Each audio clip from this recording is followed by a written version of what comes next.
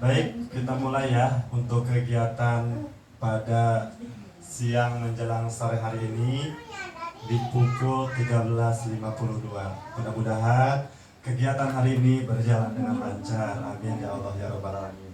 Bismillahirrahmanirrahim. Assalamualaikum warahmatullahi wabarakatuh. Apa kabar hari ini Bu Guru?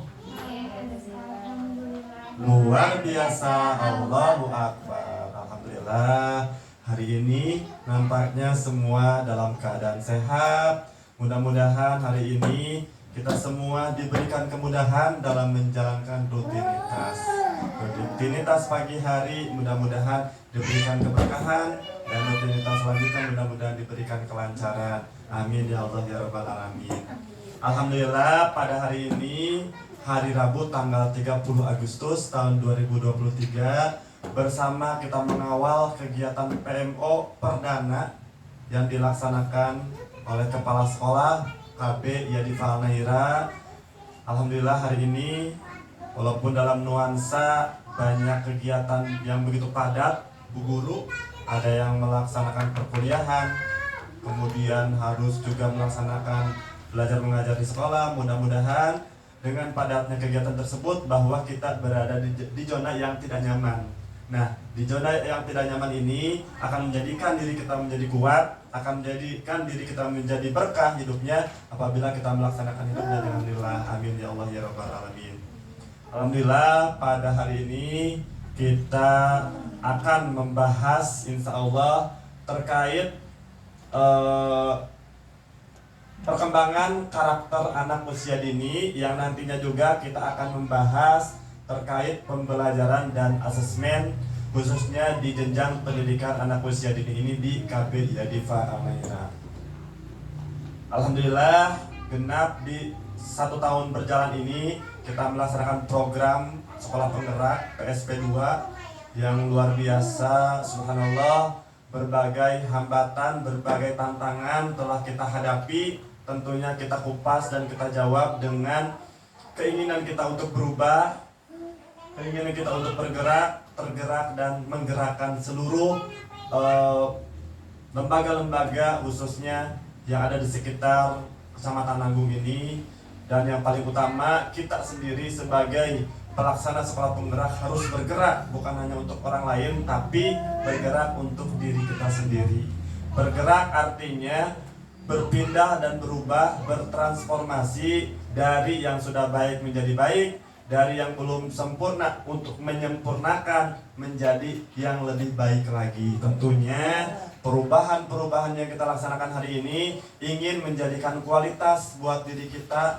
Oh, inilah kualitas Bu Ainun, inilah kualitas Bu Guru yang lain. Semua harus memiliki kualitas masing-masing, karena dengan kualitas kita akan dinilai, oh itulah pendidik yang sejati. Nah, maka dari itu kualitas yang harus kita tunjukkan kepada orang lain, khususnya lembaga KB Yadifa Al-Naira ini. Sebelum kita melanjutkan ke pembahasan yang begitu panjang, izinkan di sini menayangkan video yang mungkin akan bermanfaat dan mungkin juga akan menjawab berbagai pertanyaan-pertanyaan dalam diri kita tentang anak usia dini. Karena kita berbicara dengan anak usia dini ini tidak seperti kita berbicara dengan anak SD, SMP, SMA. Ketika mereka melakukan kesalahan, kemudian kita arahkan dengan pembicaraan kita. Tapi untuk anak PAUD ini berbeda dengan jenjang-jenjang sekolah lainnya. Mari kita simak video berikut ini. Silakan.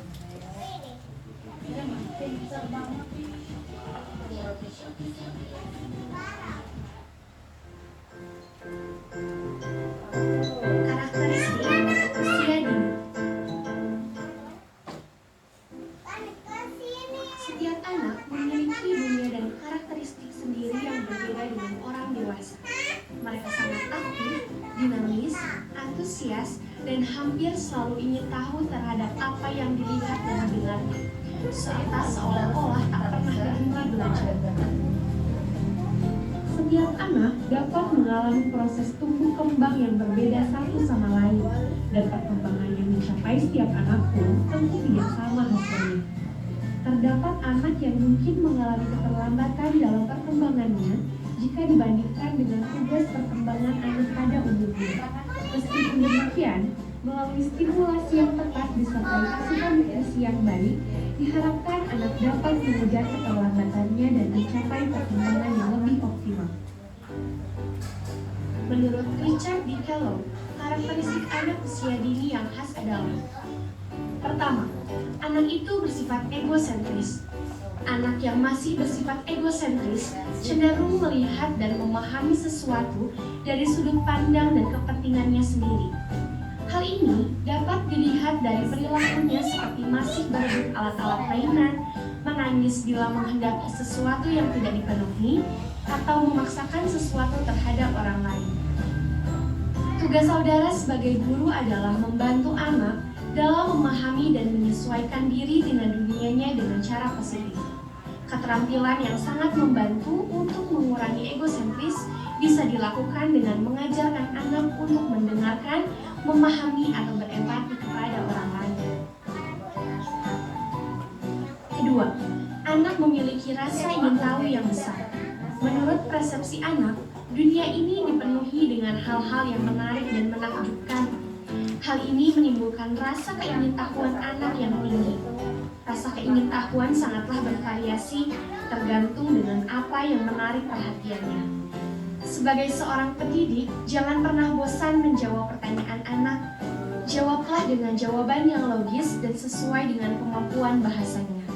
Berikan jawaban yang singkat, namun jelas dan mudah dipahami.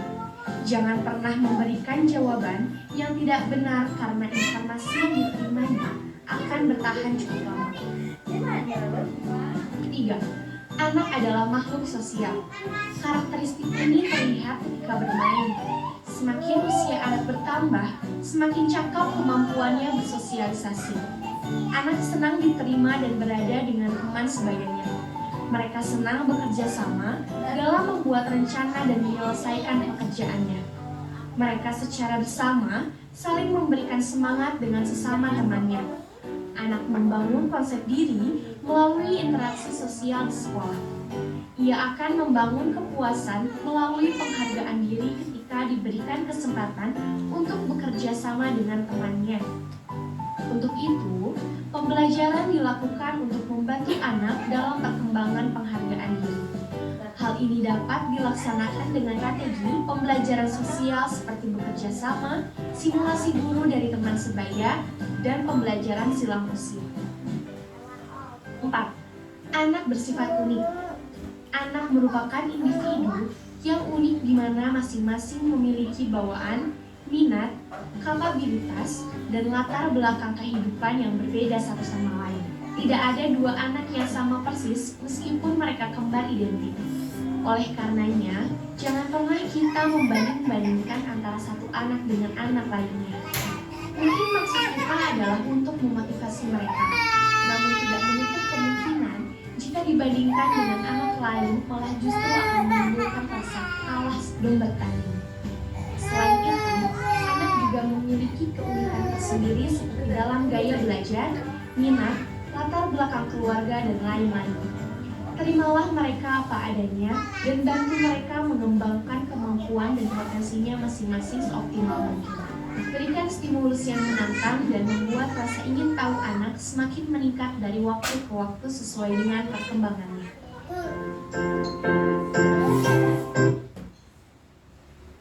Itu ya terkait karakteristik anak. Kenapa ini menjadi topik bahasan pertama? Karena kita harus memahami dulu karakter anak. Karakteristik anak itu seperti apa. Jadi ketika di dalam kelas, di dalam pembelajaran, di dalam kegiatan sekolah ada anak yang cenderung bawel, misalkan bagaimana nih cara kita menghadapi anak yang rasa keingin tahunya itu sangat besar. Ada juga anak yang cenderung diam, bagaimana juga kita harus menghadapi anak yang tipikal pendiam. Ada juga anak yang sedikit-sedikit menangis, ada anak yang terkadang berebut mainan di dalam kelas, dalam pembelajaran. Itu juga kita harus memahami karakter anak supaya kita bisa menentukan asesmen dan pembelajaran seperti apa yang pantas untuk kita tentukan di dalam lingkup pembelajaran di sekolah, baik kegiatan intrakurikuler, kegiatan kokurikuler atau penguatan profil pelajar Pancasila atau yang kita kenal dengan P5 ataupun kegiatan ekstrakurikuler atau program-program sekolah yang melibatkan peserta didik. Di situ kita harus memperhatikan bagaimana karakteristik anak. Maka di dalam kegiatan awal tahun ajaran ada yang namanya pra-screening, ada pemeriksaan DTK. Itu fungsinya nanti menjadi bahan rujukan dalam pengelompokan kelas ataupun pembelajaran dan menyusun pembelajaran seperti apa sih yang cocok untuk anak. Makanya tidak heran dan jangan bingung juga ketika kita sebagai guru, sebagai pendidik masih belum bisa menuntaskan pembelajaran di kelas, masih belum bisa mengenali sifat anak yang sebenarnya, masih belum bisa membujuk anak yang tidak mau masuk kelas, masih belum bisa membujuk anak yang belum mandiri, bisa ditinggalkan sama orang tua. Berarti dalam hal tersebut di dalam diri kita perlu adanya interaksi atau komunikasi dengan teman sejawat seperti forum diskusi seperti ini, di PMO, kegiatan refleksi atau evaluasi setelah kegiatan mengajar setiap hari, berdiskusi dengan teman sebaya bu guru setingkat satuan pendidikan Polda di Palmera ini mungkin bisa saling berdiskusi supaya bisa menemukan dan memecahkan permasalahan yang ada. Kita identifikasi kenapa si anak si ini seperti ini, kita lihat misalkan apa yang membuat anak ini menjadi seperti ini, bisa jadi bahan rujukan. Kita juga buat RTL, rencana tindak lanjut, ketika anak tipikal seperti ini sudah kita identifikasi, oh permasalahannya seperti ini, berarti harus mencari solusi atau cara bagaimana ada ketuntasan dalam menghadapi anak yang seperti ini. Mungkin seperti itu ya, anak itu berbeda, ada yang unik. Tadi kita lihat di dalam video pembelajaran yang ditayangkan tersebut, ada anak yang tipikal masih cenderung suka marah-marah, menangis. Nah, kita harus lebih menggali lagi terkait karakteristik anak usia dini. Kita lanjut. Nah, untuk mengawali kegiatan PMO pada PMO perdana ini di bulan Agustus, kita akan membahas terkait pembelajaran dan asesmen.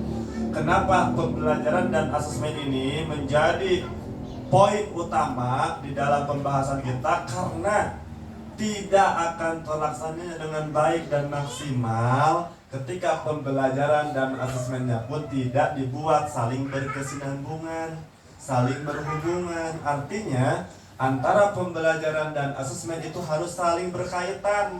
Misalkan pembelajarannya A, asesmennya pun dimaksimalkan berkaitan dengan A, sekalipun itu bercabang nanti. Seperti itu. Nah, untuk pembelajaran intrakurikuler, modelnya seperti apa, modulnya seperti apa, dan asesmennya apa yang akan kita angkat. Di asesmen formatif kan banyak, ada hasil karya, ada asesmen portofolio, ada juga checklist dan lain sebagainya. Kita harus menyesuaikan di dalam topik tersebut asesmen atau penilaian apa yang akan kita gunakan. Nah, setelah kita menentukan asesmen mana yang akan digunakan dalam pembelajaran tersebut, maka dibuatlah format. Sekalipun masih kita buat seadanya, tapi minimal ada bahan rujukan kita nanti di dalam membuat asesmen. Kenapa asesmen ini penting? Asesmen ini sebagai rujukan kita ke depan. Wah, pembelajaran ini sudah tuntas belum ya? Pembelajaran ini perlu dievaluasi tidak ya? Pembelajaran ini penting nggak ke depannya kita pakai lagi sebagai rujukan pembelajaran ke depan? Itu yang paling kita pokokkan. Misalkan di tahun ini kita topik pembahasan itu yang pertama membahas terkait topik hebatnya diriku. Apakah tahun depan hebatnya diriku masih kita pakai dengan bahasa hebatnya diriku? Dengan subtopiknya apa misalkan?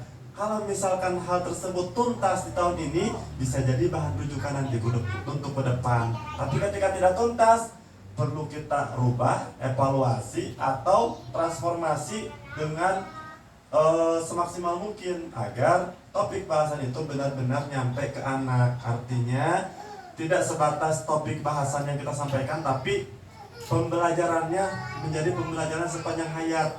Pembelajarannya dikenang sama anak, tidak hanya selewat saja anak mewarnai, menggambar, menulis, atau lain sebagainya, tapi ada makna tersendiri bagi anak dalam pembelajaran tersebut, sehingga kita bisa mengambil asesmen anak tersebut dari aspek dan segi apa anak tersebut dinilai. Nah, kita lanjut. Dimulai dari diri sendiri. Jadi perubahan itu kita mulai dari diri kita. Ketika diri kita tidak memulai, siapa yang akan memulai?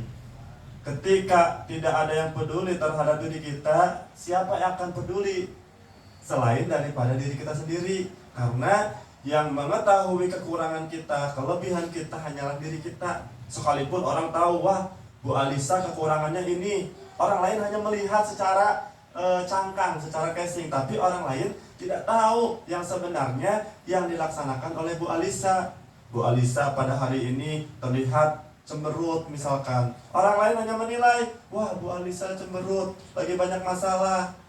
Wah, di rumahnya lagi ada ini itu. Orang hanya bisa berprasangka, tapi yang mengetahui sebenarnya terkait keadaan kita hanyalah diri kita. Seperti perahu, Bu ya. Perahu besar ya, yang sedang berlayar, ada mobil truk, ada orang itu berapa ton masuk. Kenapa mereka tidak tenggelam? Ada air galon, sekalipun ada air, kenapa tidak tenggelam?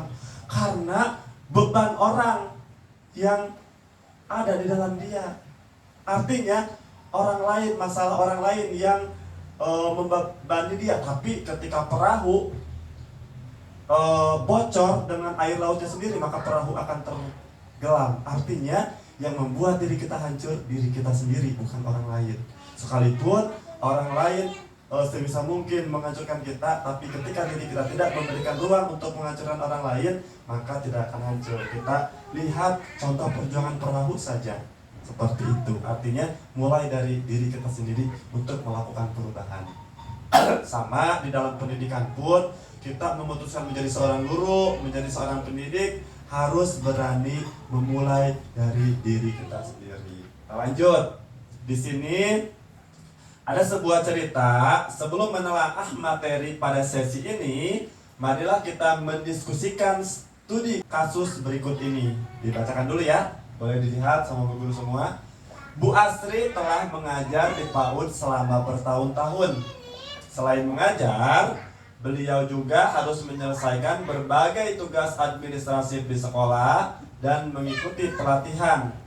Karena tema dan topik bahasan tidak berubah, beliau memutuskan untuk menggunakan rancangan pembelajaran tahun lalu saja untuk siswa yang baru, tanpa penyesuaian terhadap karakteristik siswa dan tidak melakukan refleksi pembelajaran tahun lalu agar menghemat waktu. Jadi ini Bu Asri.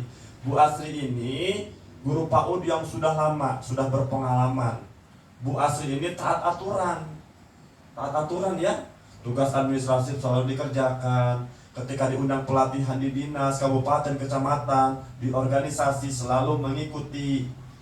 Nah, karena topik dan tema bahasan tidak berubah, beliau memutuskan menggunakan rancangan pembelajaran yang tahun lalu. Artinya, pembelajaran yang tahun kemarin masih digunakan ke tahun sekarang. Nah, silahkan dilihat sama Bu Guru, nanti keluarkan pendapat Bu Guru masing-masing. Menurut Bu Guru ini apa maksudnya? Benar atau salah? Ketika benar, apa alasannya? Ketika salah, apa alasannya? Silahkan dipelajari dulu 1 menit dari sekarang ya.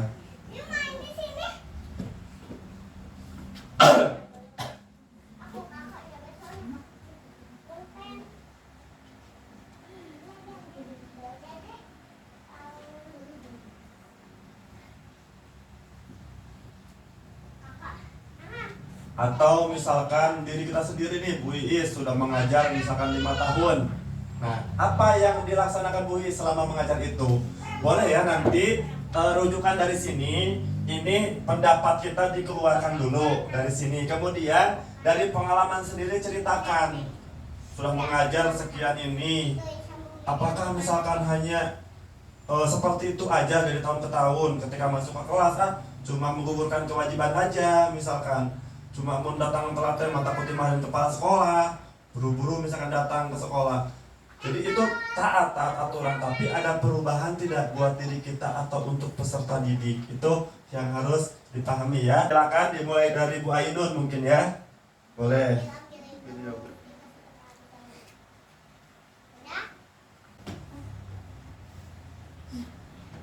Baik, terima kasih. Ingin menjawab. Mungkin yang dilakukan Bu Atri ini salah ya, tapi pas awalnya mungkin benar karena sudah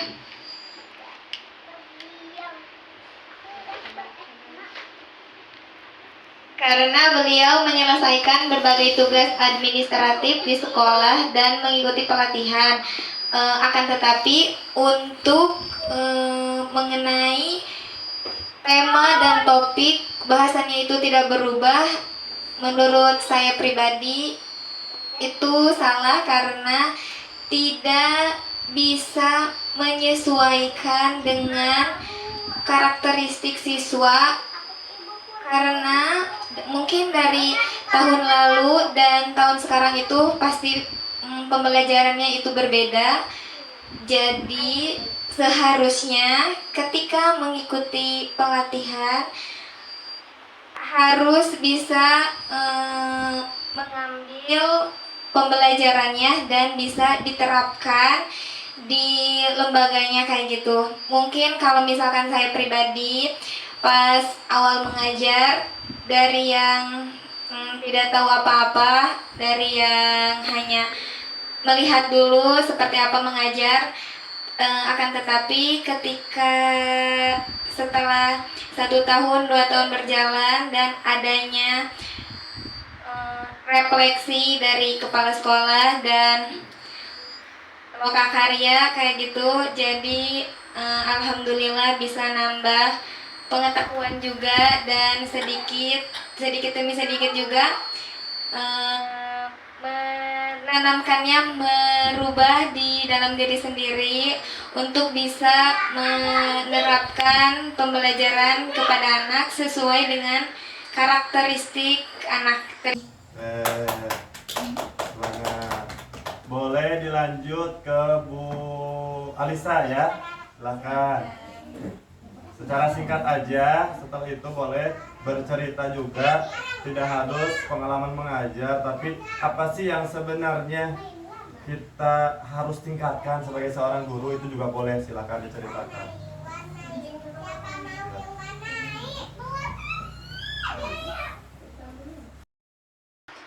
Menggunakan rancangan pembelajaran tahun lalu saja untuk siswa yang baru tanpa penyesuaian terhadap karakteristik siswa,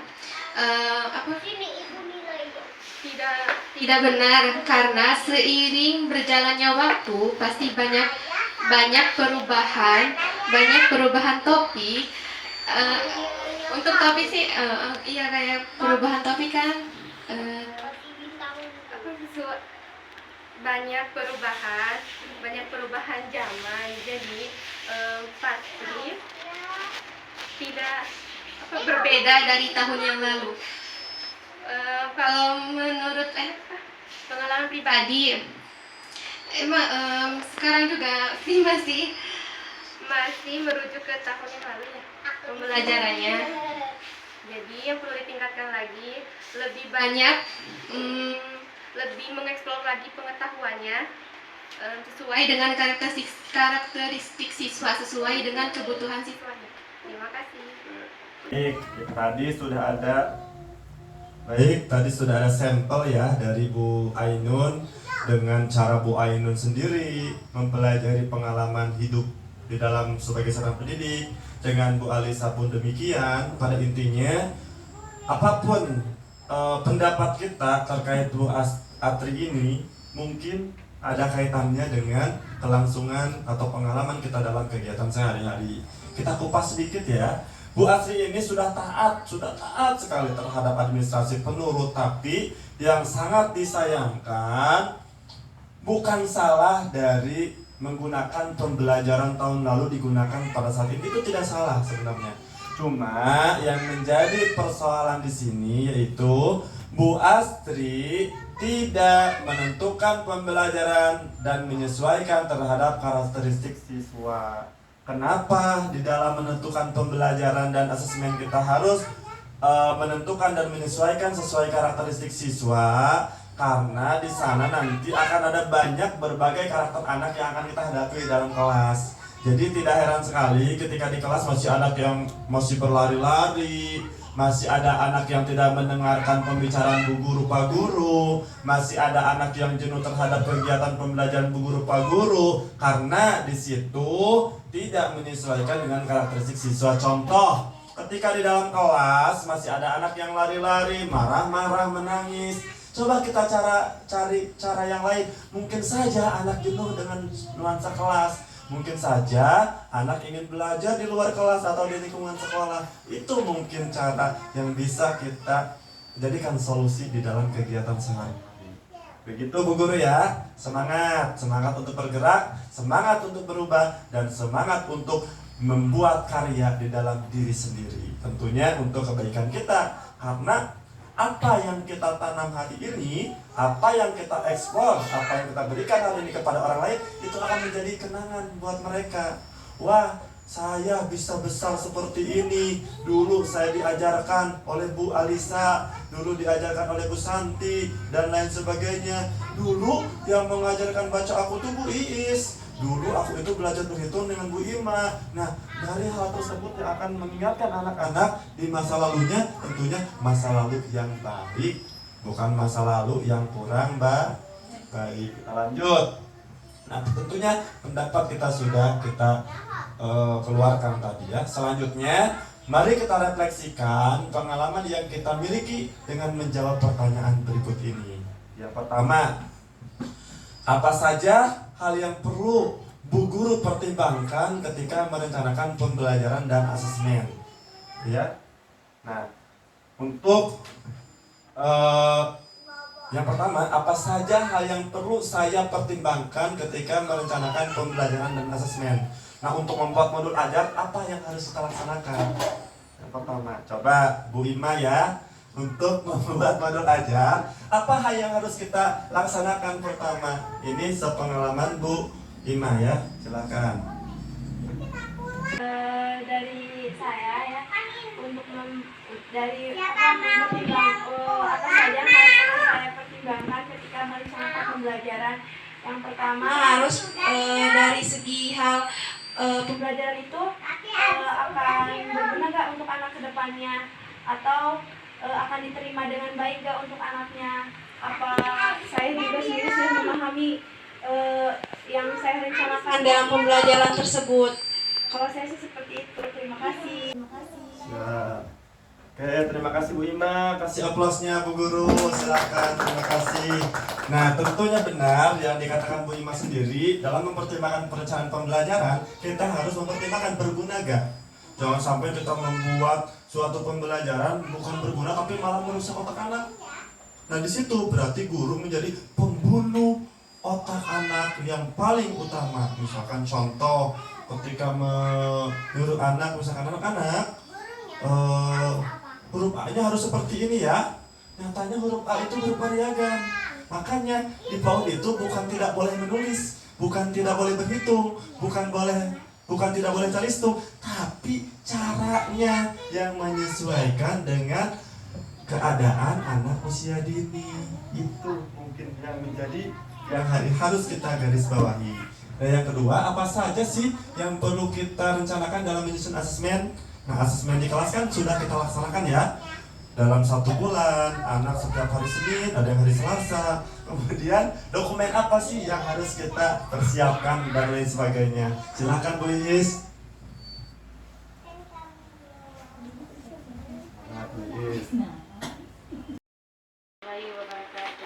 Waalaikumsalam warahmatullahi wabarakatuh. Ingin menjawab apa kendala saya dalam merencanakan pembelajaran dan asesmen. Untuk asesmen sendiri yang di portofolio itu ya,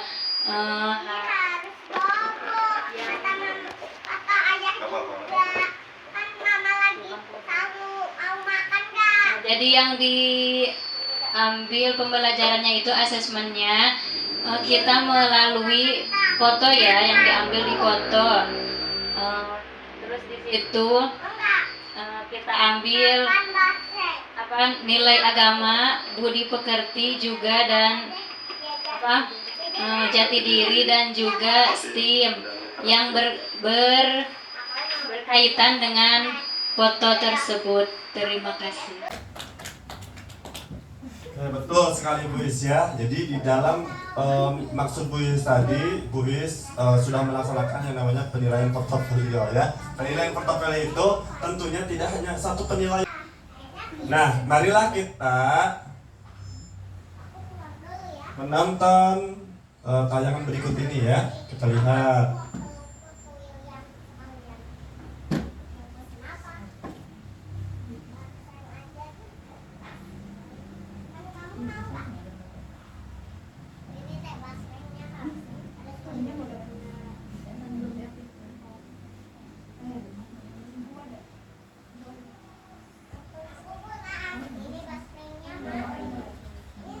Sepertinya untuk videonya belum bisa diputar ya. Nah di sini Ibu guru semua akan memahami tentang yang pertama prinsip pembelajaran dan prinsip asesmen. Prinsipnya dulu harus kita pahami. Contoh dalam kehidupan sehari-hari. Apa sih prinsip Bu Is di dalam mengajar? Apa misalkan prinsipnya apa? Karena ingin bekerja di sini mencari penghasilan. Apa prinsipnya? Karena memang panggilan dari hati, ingin beribadah supaya hidup menjadi berkah. Itu prinsip yang paling utama, karena prinsip ini akan mencerminkan kita. Ketika prinsip ini tidak sejalan dengan ideologi kita sebagai guru, maka akan timbullah kekecewaan. Kecewa misalkan penghasilan kita minim, kecewa kebutuhan kita tidak tercukupi di dalam lembaga. Ketika prinsip ini tidak kita maksimalkan, maka prinsip pembelajaran dan prinsip asesmen ini harus sejalur dengan apa yang kita lakukan di dalam lingkup sekolah. Jadi otak kita, pikiran kita, hati kita harus disejajarkan dulu dengan jiwa kita sebagai seorang pendidik, karena prinsip ini yang paling penting. Begitupun dengan pembelajaran. Kita melaksanakan pembelajaran A, prinsip kita Z, berbeda, bertolak belakang. Di dalam kelas ada guru pendamping, antara guru kelas dan guru pendamping saling bertolak belakang. Maka prinsipnya ini yang harus kita perbaiki. Jadi harus satu visi, satu misi, supaya tujuan pembelajaran dan asesmennya itu terlaksana dengan baik. Kemudian kita juga akan memahami tentang perencanaan pembelajaran dan asesmen. Apa sih perencanaan pembelajarannya? Apa sih perencanaan penilaiannya seperti apa? Misalkan itu juga harus kita paham. Jangan sampai kita mendokumentasikan suatu penilaian dari anak untuk menjadi bahan penilaian atau asesmen, tapi kita sendiri tidak paham apa makna dari foto itu. Jadi misalnya ketika anak sedang berkegiatan sholat duha, sedang menggelarkan sejadah, kita adakan wawancara atau diskusi dengan anak tersebut. Misalkan kenapa kamu? Wah, kamu hebat. Kenapa kamu ke musola?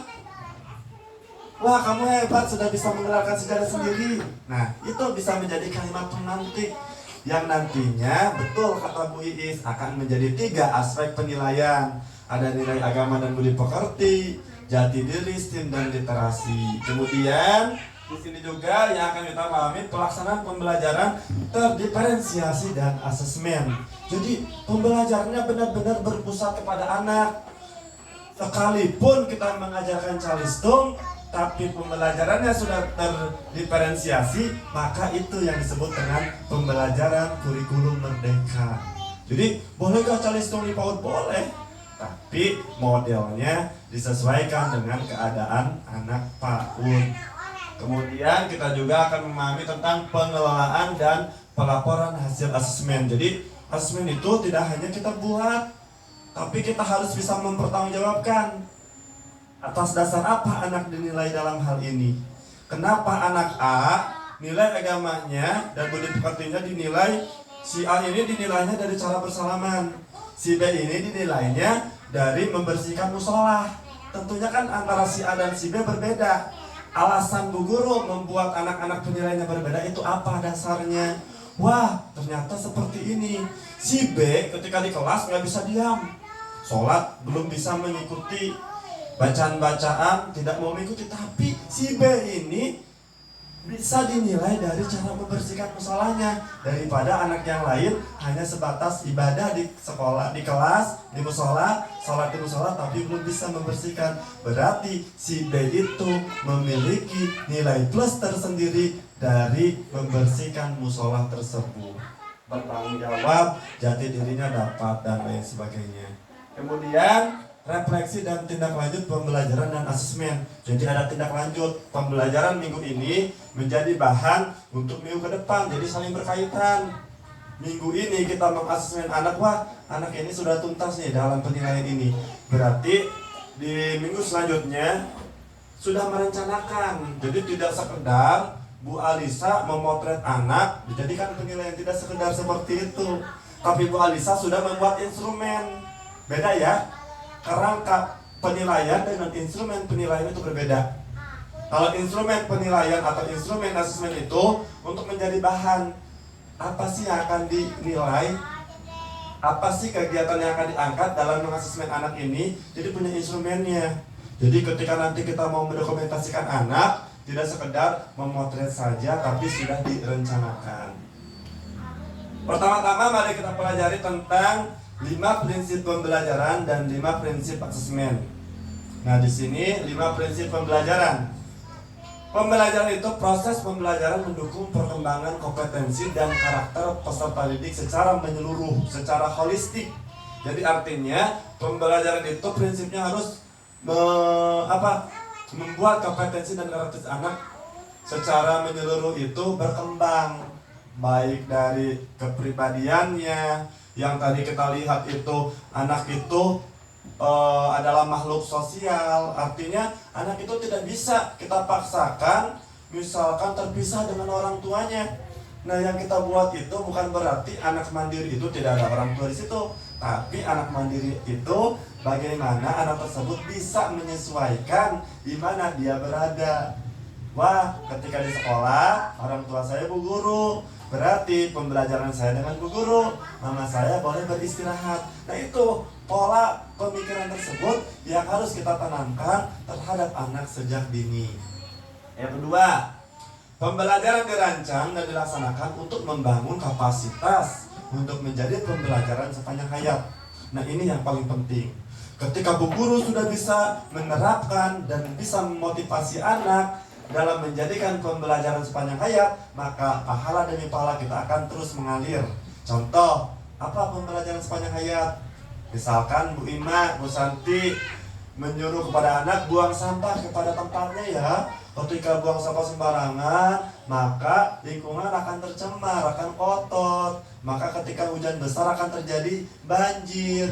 Maka ketika mereka besar akan selalu teringat, wah ketika SMP, ketika SD, ketika SMA, ketika kuliah, kata bu guru juga dulu nggak boleh buang sampah sembarangan. Jadi selalu terngiang-ngiang di rumah pun seperti itu nanti. Maka itu yang disebut dengan pembelajaran sepanjang hayat. Beda dengan Bu Iis misalkan menyuruh anak, Neng, anak-anak sekarang kolase binatang ya, kamu tempelin kapasnya di gambar binatang. Itu kan mencerminkan apakah itu pembelajaran sepanjang hayat atau tidak.